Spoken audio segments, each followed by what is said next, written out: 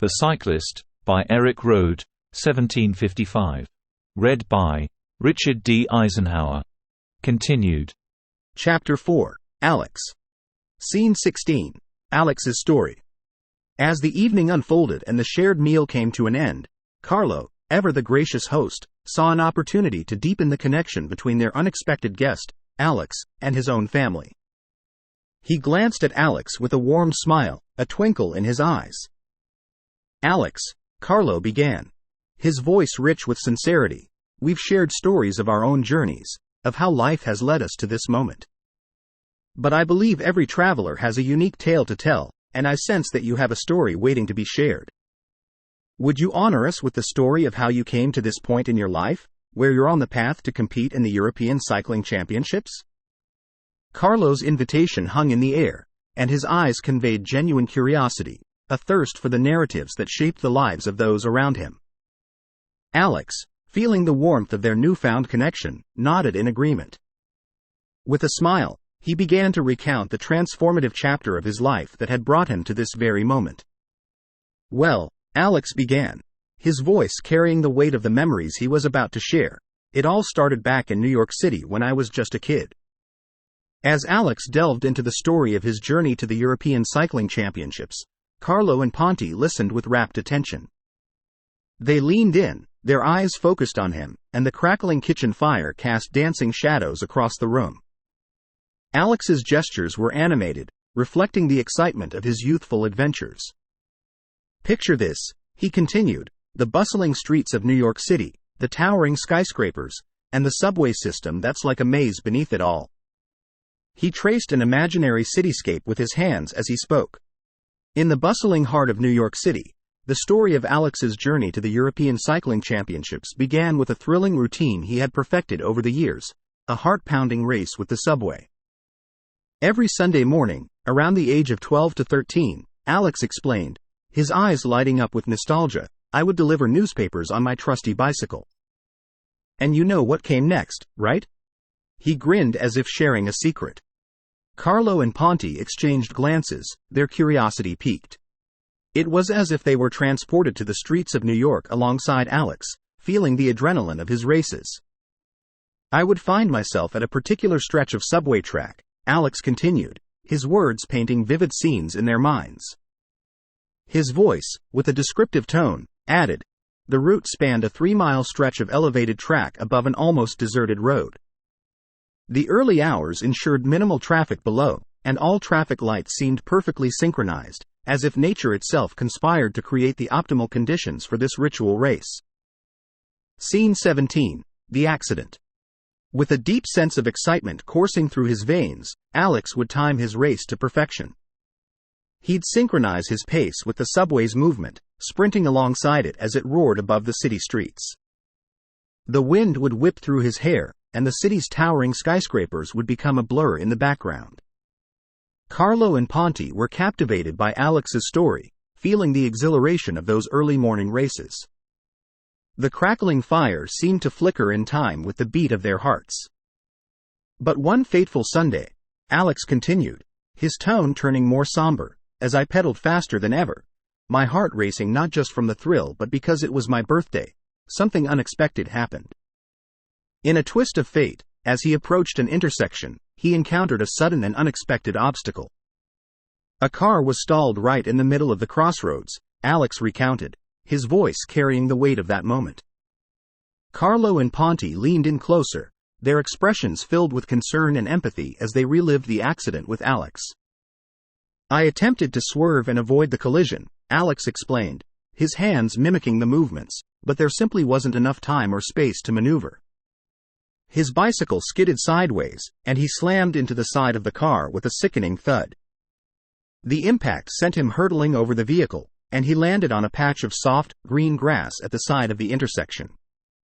The driver of the car, who had been traveling with his teenage son, had only spotted Alex at the very last moment. In the pre-dawn hush, they both leapt out of the car and rushed to Alex's side. Without hesitation, they lifted the young cyclist gently, placing him inside their vehicle, and sped to the nearest hospital. They knew that time was of the essence. Carlo's eyes widened, and he leaned forward in his chair, his empathy for young Alex palpable. Ponte's hand gently rested on Alex's shoulder as if to offer silent support. My parents were contacted, Alex continued, his voice steady but filled with the gravity of the situation. And the driver of the car, who introduced himself as Coach Hendel, and his teenage son Robert, never left my side during those harrowing days. Coach Hendel's young daughter, Alicia, who was young in years, also accompanied them daily. While her father and Alex's parents were busy with medical consultations and prayers, Alicia would quietly enter Alex's room. Carlo and Ponte exchanged glances, touched by the kindness of the young girl. Despite her father's admonitions to stay out, Alicia found a way to slip inside. In her silent visits, she would run her tiny hands gently over Alex's legs, as if offering her own form of healing touch. Although she wouldn't speak, her eyes radiated warmth and comfort. Throughout those challenging 5 days, the hospital was filled with people praying for Alex's recovery. Strangers, united by a shared hope, had come together in a remarkable show of support. Scene 18, the 5th day. On the morning of the 5th day, Alex recounted, his voice filled with gratitude, a miracle unfolded. I began to stir. The doctors, who had been baffled by my rapid recovery, watched in awe as I regained consciousness. Carlo and Ponte shared glances once more, their appreciation for the kindness of strangers evident. They were engrossed in the tale, hanging on to every word as Alex continued. The joy that flooded Coach Hendel, my parents, and little Alicia was immeasurable, Alex continued, his voice reflecting the wonder of that moment. It was a proof to the power of collective prayers and the resilience of the human spirit. Carlo, who had been listening intently, nodded in agreement. Ponte's eyes shimmered with emotion. Coach Hendel, who was an American cycling club coach, Alex continued, and his son were part of a renowned cycling team that competed internationally. They raced in the USA, Canada, and Europe, representing their country with honor. The coach's son, Robert, was a top cyclist on the team. In the years that followed, as Alex recovered and improved his cycling skills, he became an integral part of the team. His dedication and talent were undeniable, and he earned his place as a valued member. The coach's son, Robert, eventually left to pursue a career in medical school, Alex explained, which opened the door for me to assume the number 1 spot on the cycling team. Carlo and Ponte nodded in understanding, realizing the significance of this turning point in Alex's life.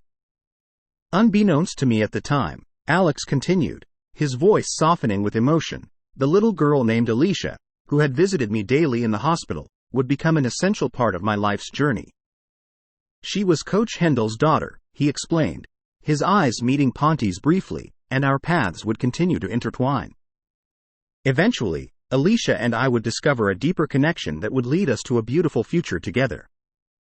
As Alex shared this transformative chapter of his life with Carlo and Ponte, their faces mirrored the amazement and warmth of his story. The room seemed to radiate with the power of second chances, unexpected connections, and the resilience of the human spirit. Carlo and Ponte's eyes shone with admiration, and their hearts swelled with the resilience and determination in Alex's story. It was a tale of second chances, of unexpected connections, and of the transformative power of kindness. As Alex concluded his narrative, there was a brief moment of silence, filled with the weight of the shared experience. Then, Carlo raised his glass once more, and this time, his voice held a deep resonance. To second chances and the roads that lead us to unexpected destinations, he toasted. Alex, his voice filled with emotion, joined in. To kindness and the strangers who become family. The clinking of glasses echoed through the cottage, a demonstration to the bonds forged on that unforgettable evening. Scene 19, a sweet farewell. As the night wore on and the sky transformed into a canvas painted with a tapestry of stars, fatigue settled upon Alex's shoulders like a heavy cloak. Hours of laughter, storytelling, and delicious food had filled the cozy cottage with warmth and mirth. The evening, though infused with an undeniable sense of camaraderie, had also been physically demanding for Alex. His muscles, accustomed to the rigors of cycling, now yearned for reprieve. Carlo, noticing Alex's exhaustion, said, "You seem weary, Alex." Carlo's eyes, reflecting the soft lamplight, discerned the signs of fatigue etched across Alex's face. His concern for the young cyclist's well-being was palpable, a testament to the bond that had rapidly developed between them. Alex, rubbing his tired shoulders, said, "I must say, that was quite a feast." Carlo, noticing Alex's exhaustion, replied, "You look like you've had quite a day, Alex." Ponte, with concern, added, "Perhaps it's best if you don't cycle back in the dark. It can be treacherous." Carlo, with a warm smile, reaffirmed, "You're staying the night, Alex." No arguments. Carlo, with genuine care, added, "It's not safe for you to venture back in the darkness. You must stay the night." Carlo's offer came from the depths of his heart, an act of kindness that seemed inherent to his very being. Alex, grateful, said, "I'm truly touched by your generosity." Alex, with a sincere feeling, added, "I appreciate it."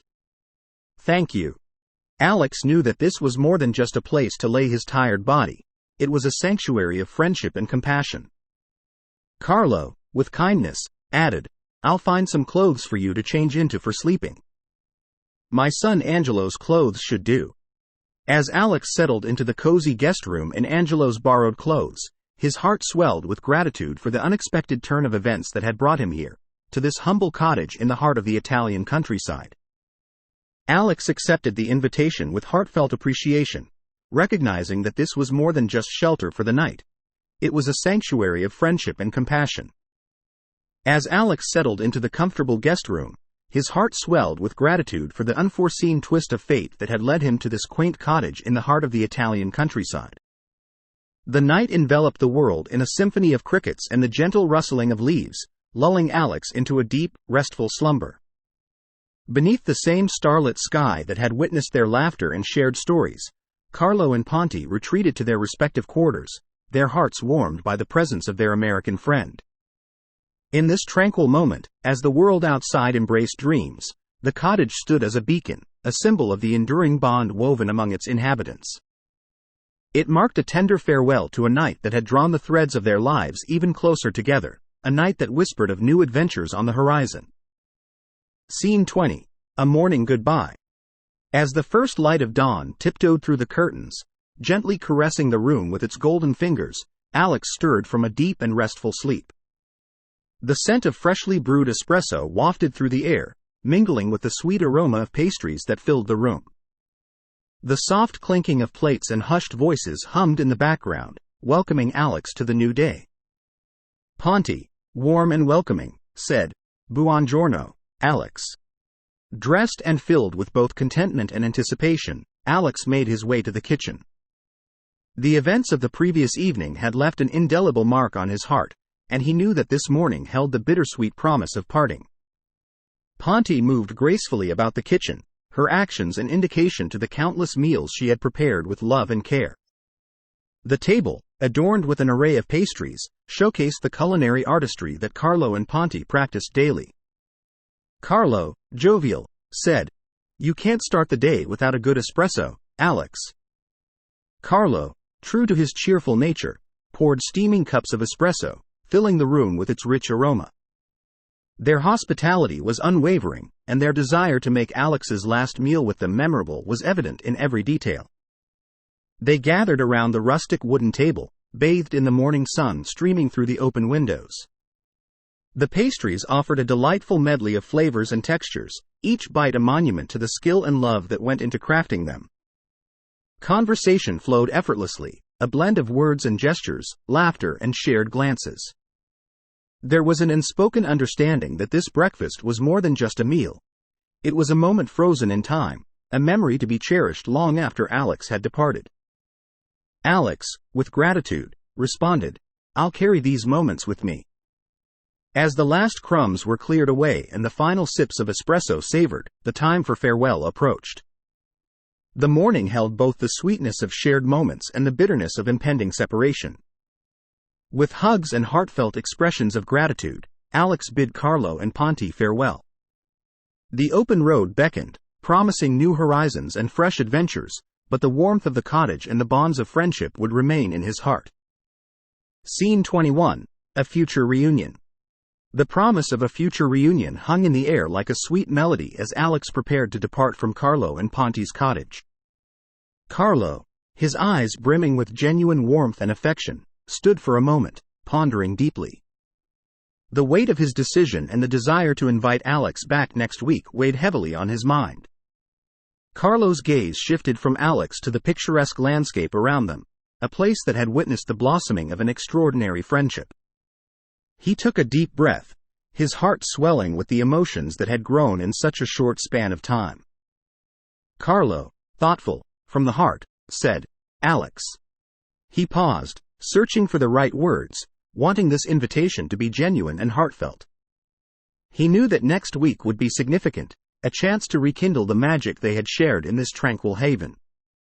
Carlo, with conviction, added, "I know you have your races and training, but Ponti and we would be honored if you could find your way back to us." Alex, who had been shouldering his backpack and preparing his bike, turned to Carlo.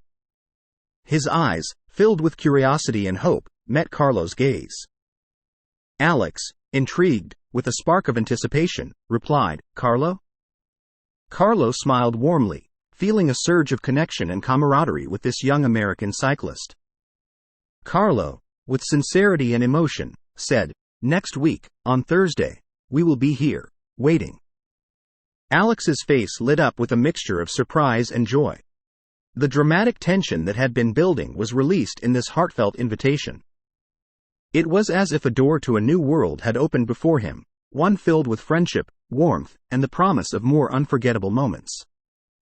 Alex, grateful, his voice filled with emotion, confirmed, "Carlo, that would mean the world to me." The bond between them had deepened, and the prospect of returning the following week filled Alex with a sense of joyful anticipation. He knew that this was not just an invitation. It was an evidence to the genuine connection they had formed in this idyllic corner of the Italian countryside.